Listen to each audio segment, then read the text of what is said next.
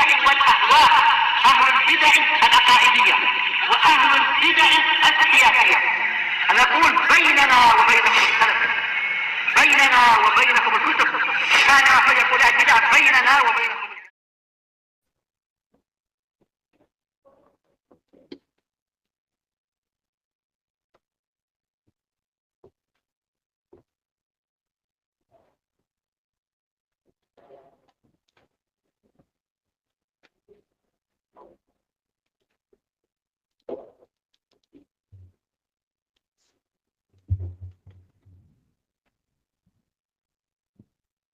Bismillahirrahmanirrahim. Alhamdulillahi rabbil alamin. Asyhadu an la ilaha illallah wahdahu la syarikalah wa asyhadu anna Muhammadan abduhu wa rasuluh. Allahumma shalli ala Muhammadin abdika wa rasulik wa ala alihi wa ashabihi ajmain, amma ba'd. Baik, jazakallahu khairan. Baik, nulis sama dengan yang tadi coba. Kita masih di muka surat 237 dari Syarah Sahih Bukhari. Atau kalau ada yang ingin menghafal sedikit dari hadis Ibnu Abbas yang agak panjang tadi, boleh juga. Kalau ada yang membaca beberapa baris, boleh juga. Ada kira-kira. Kalau ada langsung baca.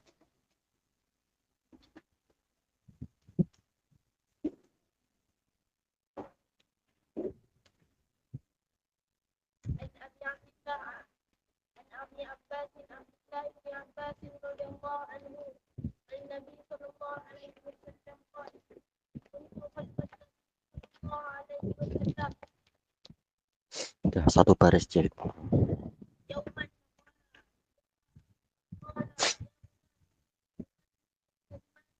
U'allimuka kalimatin. Kalau mau bagus.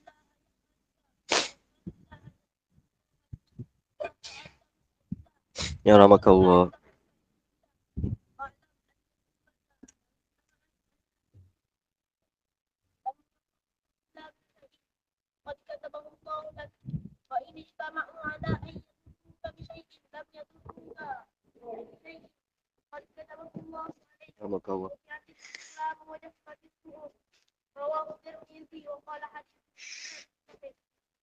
Baik, Masya Allah. Ada lagi yang mencoba membaca atau besok saja? Ada? Oh ya, baca.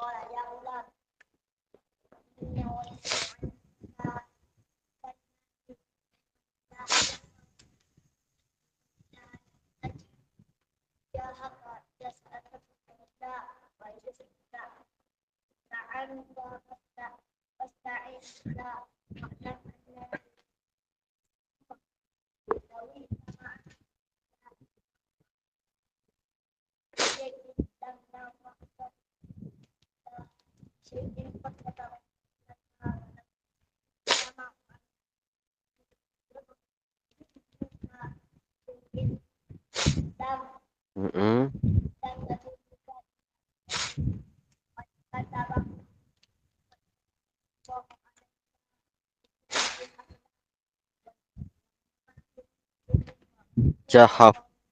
Tayyib lah, tayyib. Jafatis suhuf, tayyib. Kita lanjutkan. Qala syarih wafaqahullahu ta'ala. Wa qaulu Abi Sufyan ana aqrabuhum lahu nasaba. Ini ya, sampai sini memang ya. Ucapan Abu Sufyan kepada Heraklius, saya adalah orang yang paling dekat nasabnya di antara mereka. Kenapa? Li'annahu bimanzilati ibni ammin lin nabiyyi sallallahu alaihi wasallam. Karena memang Abu Sufyan, Sakhr ibnu Harb ini bagaikan anak dari pakcik Nabi, berarti pangkat sepupu. Pangkat sepupu, tapi nanti apa? Anaknya malah menjadi istri Nabi. Siapa itu ya? Siapa namanya? Aywa Romlah bintu Abi Sufyan. Wa fi riwayati Shalih bin Kaisan an Zuhri indal Bukhari qala Abu Sufyan faqultu ana aqrabuhum ilaihi nasaba. Saya adalah orang yang paling dekat di antara mereka nasabnya kepada orang ini. Qal ma qarabatu ma bainaka wa bainah. Ditanya oleh Heraklius, bagaimana kedekatan antara engkau dengan dia? Faqultu huwa ibnu ammi. Saya mengatakan dia adalah anak dari Pak Cik saya. Jadi Heraklius tetap tanya, apa hujahnya? Mana buktinya? Engkau paling dekat. Nah, disebutkan saya anak dari Pak Cik dia. Walaisa fir rakbi yauma idzin ahadun min bani Abdi Manaf ghairi. Dan tidak ada di dalam rombongan pengendara itu pada hari itu satu orang pun dari keluarga Abdul Manaf selain saya. Thayyib. Wa qad marra bina anna nasaba Abi Sufyan huwa. Nah, sekarang dibuktikan sisi nasabnya. Telah kita lewati bahwasanya nasab Abu Sufyan adalah Abu Sufyan Sakhr ibnu Harb bin Umayyah bin Abdi Syams ibni Abdi Manaf. Thayyib. Wa amma nasabun Nabi sallallahu alaihi wasallam al-muttafaqi alaih.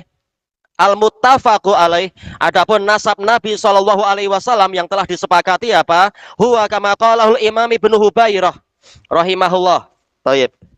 Apa itu? Huwa Muhammad ibnu Abdullah ibni Abdul Muttalib ibni Hashim ibni Abdi Manaf. Nah, jumpanya di Abdul Manaf di situ. Ibni Qusay, ibni Kilab, ibni Murrah, ibni Ka'ab, ibni Lu'ay, ibni Ghalib, ibni Fihr, ibni Malik, ibni Nadr, ibni Kinanah, ibni Khuzaimah, ibni Mudrikah, ibni Ilyas, ibni Mudar. Jadi kufar Mudar itu panggilan Quraisy dari sisi yang lain, tapi lebih tinggi dari Quraisy tentunya ya. Karena Quraisy kembalinya kemana? Qusay bin Kilab. Mudar lebih atas lagi. Ibni Nizar, ibni Ma'ad, ibni Adnan. Hadza mala yakhtalifu fihi ahad. Ini sanad, ini adalah nasab yang tidak ada seorang pun dari sejarawan yang berselisih pendapat tentang itu. Walam yaqa' fihi niza, dan tidak terjadi persengketaan dalam masalah ini. Selesai dari kitab Al-Ifsah. Fajtama'a fi Abdi Manaf, maka mereka berdua berkumpul nasabnya ke Abdu Manaf.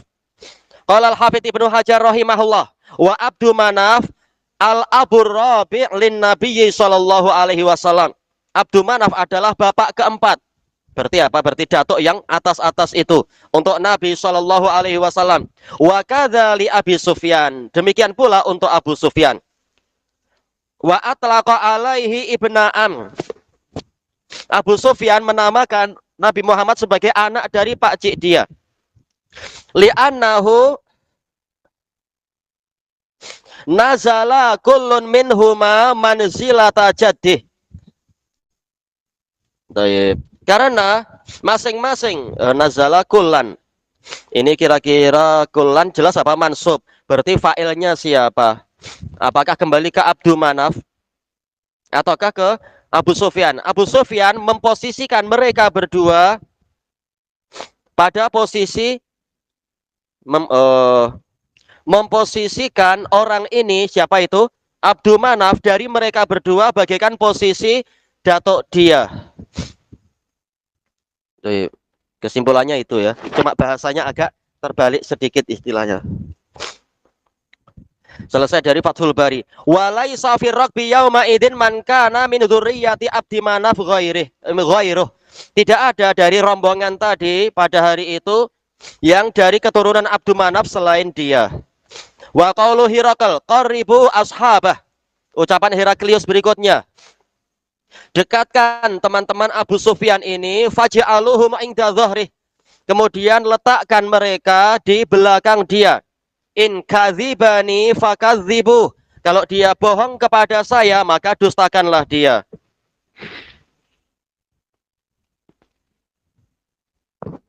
Ucapan ini tadi ya dulu ala fitnati Hirakal. Ini menunjukkan kecerdikan Heraklius. Wasiyasatihi fil kasfi an haqiqatin nabiyyi Muhammadin sallallahu alaihi wasallam. Dan tipu daya dia, siasah, sasaya susu, artinya adalah membuat tipu daya atau membuat usaha. Itu sasaya susu siasatan. Baik. Yang lain mengatakan asyasah, yaitu as-sa'i, usaha, tak masalah. Usaha dia untuk menyingkapkan hakikat Nabi Muhammad Shallallahu Alaihi Wasallam. Heraklius tidak ingin Abu Sufyan membohongi dia. Fayahtarizu Herakl min ay yataharraja ashabu Abi Sufyan. Heraklius berjaga-jaga, jangan sampai teman-teman Abu Sufyan merasa berat hati. Ayyungkiru ala Abi Sufyan amamahum, yaitu nanti mereka akan mengingkari Abu Sufyan dalam keadaan dia di hadapan mereka. Idza amila kadziban fi akhbarih, jika Abu Sufyan membuat kedustaan di dalam beritanya itu. Thayyib. Paling tak kalau mendustakan di belakang, biar Abu Sufyan tak tahu siapa yang mengatakan dia bohong. Sekedar apa, mereka kasih isyarat ke Heraklius, ini bohong misalkan. Thayyib. Wa qad i'tarafa Abu Sufyan bidahai Herakl. Abu Sufyan mengakui tentang kecerdikan Heraklius. Daha yaitu apa? Jenius, kejeniusan. Kama fi riwayati Ibni Ishaq, sebagaimana dalam riwayat Ibnu Ishaq. Ibnu Ishaq meriwayatkan dari Zuhri. Qala Abu Sufyan, fa wallah ma ra'aitu min rajulin qattu az'umu annahu kana adha min dzalikal aghlaf. Maka demi Allah, saya tidak melihat ada seorang lelaki pun yang saya menyangka dia lebih cerdik, lebih jenius daripada orang yang aghlaf itu, yaitu orang yang tidak berkhitan itu. Yuridu Herakl. Asar ini, yaitu sanad ini telah Anda sebutkan dalam catatan kaki, ini diriwayatkan oleh Al-Baihaqi, sanadnya Hasan kepada Ibnu Ishaq dan seterusnya. Catatan kaki di bawah situ. Kita kembalikan ke atas. Qala al-Allamatul Kaurani rahimahullah, ulama tahun 893 wafatnya. Fi sya'ni Herakl, tentang karakter Heraklius. Wa man ta'ammala fi muhawaratihi li Abi Sufyan, barang siapa merenungkan perdebatan atau dialog Heraklius dengan Abu Sufyan, wa taqriratihil hujaj, dan bagaimana dia menetapkan hujjah-hujjah, arafa qadra ma kana fihi minal kamalati wal atiyah, akan tahu dia kadar yang ada pada Heraklius berupa kesempurnaan dan pemberian dari Allah Ta'ala. Tapi apa itu? Utu zakaan wala utu zakaa, diberi kejeniusan namun tidak diberi kesucian, karena tidak ikut wahyu, tidak ikut Nabi Shallallahu Alaihi Wasallam. Kecerdikan tidak ada gunanya karena takut kepada ucapan orang-orang yang banyak, takut kepada para pembesar Romawi yang lainnya. Maka tidak ada gunanya tatkala dia tidak memurnikan ketaatan pada Nabi. Bi anwa'is siyasa, dengan berbagai jenis tipu daya. Wa ma'rifati ahwali betidail anbiya'i walintiha, dan pengetahuan dia tentang keadaan-keadaan awal urusan para nabi dan akhirnya. Awalnya penuh dengan ujian, siapa yang ikut dan seterusnya, dan tahu bagaimana kesudahannya. Dia banyak membaca berarti memang. Selesai dari kitab Al-Kautsarul Jari, syarah dari Sahih Bukhari, banyak faedah. Kitab Al-Kaurani. Nah, kita tambahkan ke dalam syarah ini faedah yang penting. Wa qala al-allamatu Ibnu Battah rahimahullah, wa qauluhu qaribu ashabah, dekatkan teman-teman dia. Faja'aluhum inda dhahri, kemudian letakkan mereka di belakang Abu Sufyan ini. Khasyiya ayyastahyiya minhu ashabuh. Kenapa demikian? Karena Heraklius khawatir teman-temannya akan merasa malu kepada Abu Sufyan inda nadharihim ilaih, tatkala mereka melihat kepada Abu Sufyan. In kadziba fi qaulih, apabila Abu Sufyan berdusta di dalam perkataannya. Mereka malu, untuk khawatir mereka nanti malu untuk mengkritik Abu Sufyan, maka diletakkan di belakang biar tak nampak. Selesai dari syarah Ibnu Battal. Wa qala al-Imam An-Nawawi rahimahullah, summa akkada dzalik, kemudian Heraklius menguatkan itu tadi. Faqala li ashabih, dia berkata kepada teman-teman Abu Sufyan, in kadzibani fakadzibuh, kalau dia bohong kepada saya maka dustakan dia. La tastahyu min, yaitu jangan kalian malu kepada Abu Sufyan. Fataskutu an takdzibih, kemudian kalian mendiamkan pendustaan terhadap dia. In kadzib, kalau dia memang berdusta. Qauluhu wa ajlasu ashabi khalfi. Para pengawal tadi meletakkan, mendudukkan teman-teman saya di belakang saya.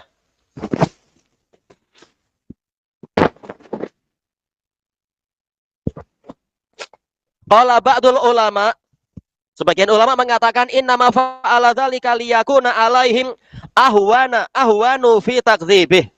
Boleh ahwanu, boleh ahwana, tergantung niat kita. Sebagai apa? Khobar yakun ataukah isimnya.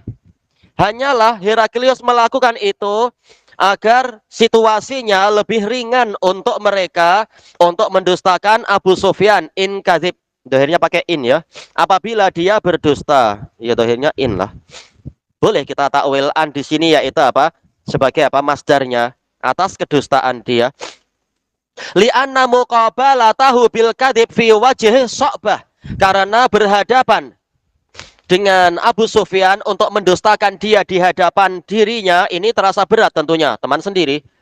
Bi khilafi ma idza lam yastaqbil, berbeza apabila tidak berhadapan dengan dia. Selesai dari Syarah Nawawi. Wa yustafadu min dzalika aidha, dan diambil faedah dari pembicaraan tadi juga, anna khabara jamaah auqa'u fin nufus wa aqrabu ila tama'ninatil qulub. Berita sekumpulan orang itu lebih kuat di dalam jiwa dan lebih dekat kepada ketentraman jiwa, ketentraman hati. Min khabaril wahid, daripada berita satu orang. Kalau semuanya selevel, jelas sekarang semuanya selevel, sama-sama orang Arab, sama-sama musyrikun, maka mereka selevel. Tinggal yang tersisa apa? Ya sudah jumlahnya kalau begitu. La siyama idza kana hadzal wahid la yudra dhabtuh. Terutama apabila satu orang ini tidak diketahui juga kemantapannya. Thayyib. Wala amanatuh, tidak juga diketahui amanah dia. Iya, Heraklius mana tahu Abu Sufyan sebelum itu. Dia perlu tanya ini dan itu ke orang lain. Au liwujudil adawah baina hadzal mukhbiril wahid wa bainal mukhbar bih, atau boleh jadi karena adanya permusuhan antara satu orang yang memberi kabar tadi dengan orang yang dikabarkan. Jelas permusuhan antara Nabi Muhammad dengan Abu Sufyan. Mereka tidak mau beriman pada beliau di masa itu. Maka bagaimana Heraklius langsung percaya pada berita dari Abu Sufyan?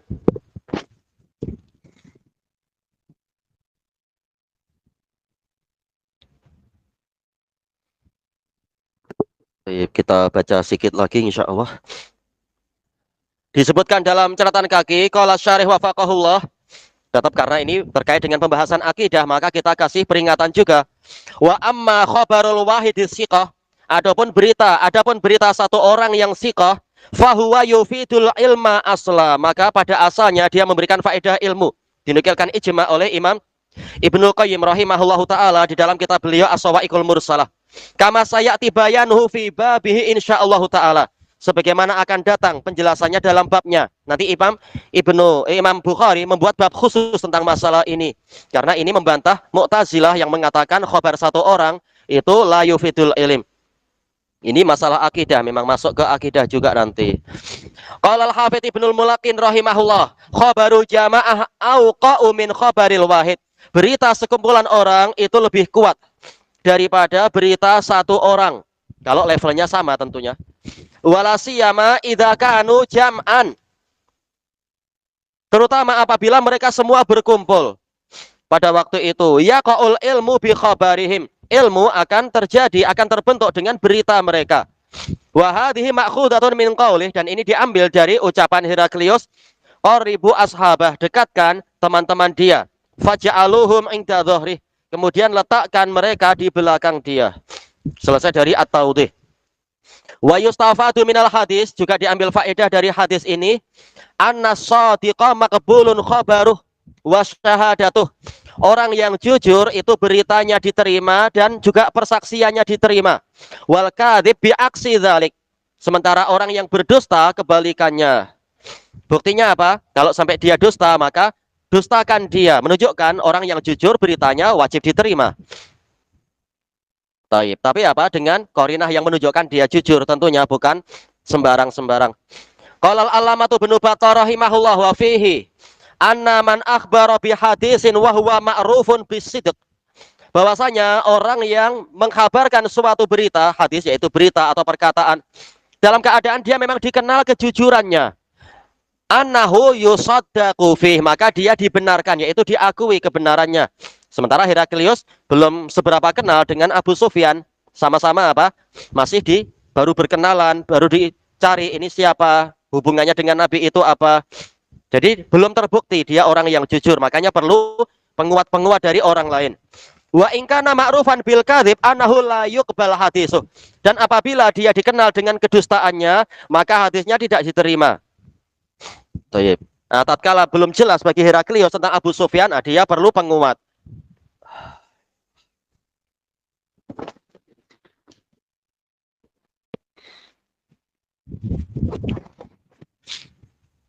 Selesai dari syarah Ibnu Battal. Wa qaulu Abi Sufyan fa wallah laulal haya'u min ayya saru alayya kadhiba lakadzabtu alaih.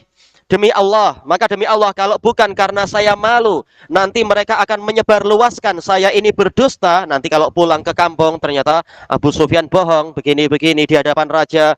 Niscaya saya telah berdusta atas nama Muhammad. Ini menunjukkan apa? Memang sebenarnya Abu Sufyan ingin bohong agar Muhammad itu kalah. Dan beritanya tidak sampai dakwahnya itu kepada Heraklius.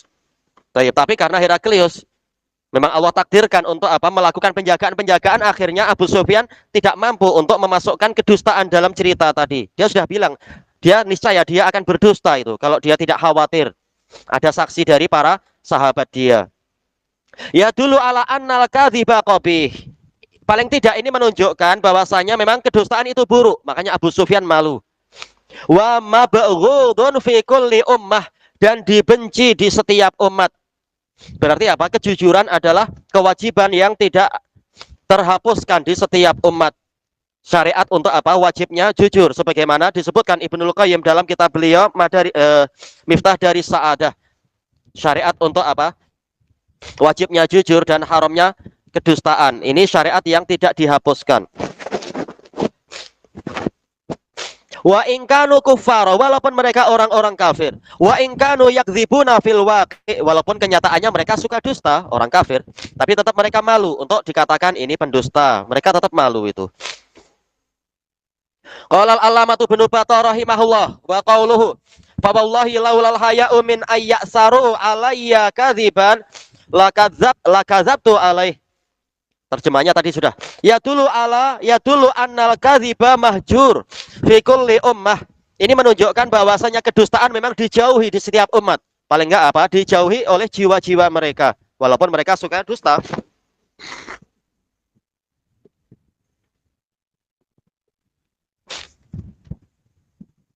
Wa ma'iban fi kulli millah, dan dia itu tercela di setiap agama. Jelas walaupun mereka orang kafir, agama mereka pasti apa? Benci yang namanya kedustaan. Adapun Syiah urusannya jadi lain. Selesai dari syarah Ibnu Battal. Wa qala al-Imam an-Nawawi rahimahullah qauluhu laula ma khafatu ayyusara alayyal kadzib lakadzibtu. Ini dalam riwayat yang lain ya, yu'sara. Kalau bukan karena saya khawatir akan disebarkan dari saya kedustaan, diceritakan dari saya kedustaan, ini saya telah berdusta. Maknahu laula khiftu anna rufqati yang kuluna anil kadhib. Kalau bukan karena saya khawatir rekan-rekan saya itu akan menceritakan kedustaan dari saya ila qaumi, kepada kaum saya, wa yatahaddasunahu fi biladi, dan mereka membicarakan kedustaan tadi di negeri saya, lakadzibtu alaih. Niscaya saya telah berdusta atas nama Muhammad. Libugdi iyah, karena saya benci kepada Muhammad. Ini fanatisme jahiliyah, karena benci menggunakan segala cara akhirnya. Rela berdusta kalau tidak ketahuan. Rela berbohong, rela membuat berita palsu kalau tidak ketahuan.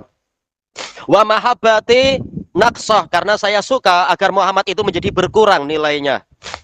Wa fi hadza bayanu annal kadziba qabih fil jahiliyah. Dan di dalam penjelasan ini, kalimat ini ada dalil, ada penjelasan bahwasanya kedustaan memang buruk di masa jahiliyah, kama huwa qabihun fil Islam, sebagaimana itu buruk dalam Islam. Selesai dari syarah Nawawi.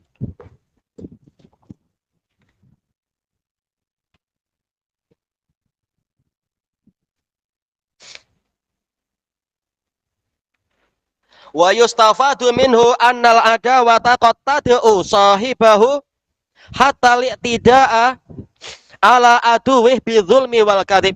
Dan diambil faedah dari cerita ini bahwasanya permusuhan itu terkadang akan mengajak pelakunya sehingga apa? Dia bersikap melampaui batas terhadap musuh dia dengan kezaliman dan kedustaan. Ya, mereka lah yang dikatakan mutajawizun, melampaui batas, menghalalkan segala cara, membuat berita palsu. Sampai masjid yang tidak pernah dimasuki dikatakan, oh dia masuk ke masjid ini dan itu, berita palsu. Tatkala terbongkar tidak mau mengaku dan tidak rujuk. Nah, ini adalah hawa nafsu, pengekor hawa nafsu. Walaupun dibela oleh siapapun yang membela. Qala al-allamatu Ibnu Battah rahimahullah wa fihi annal adu wala yu'manu alaihil kadhib. Di dalam hadis ini ada dalil bahwasanya musuh kita tidak merasa aman, dia akan berbuat dusta ala aduwih terhadap musuhnya. Ya, segala cara akan dipakai itu. Al-ghayah tubarirul wasilah, istilah komunisme.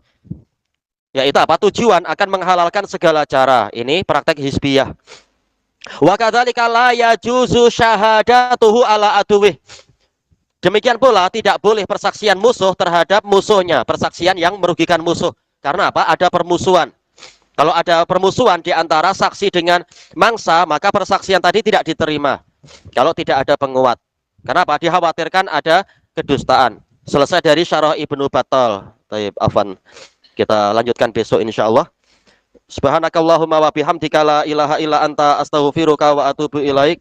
Walhamdulillahirabbil alamin. Jazakumullahu khairan.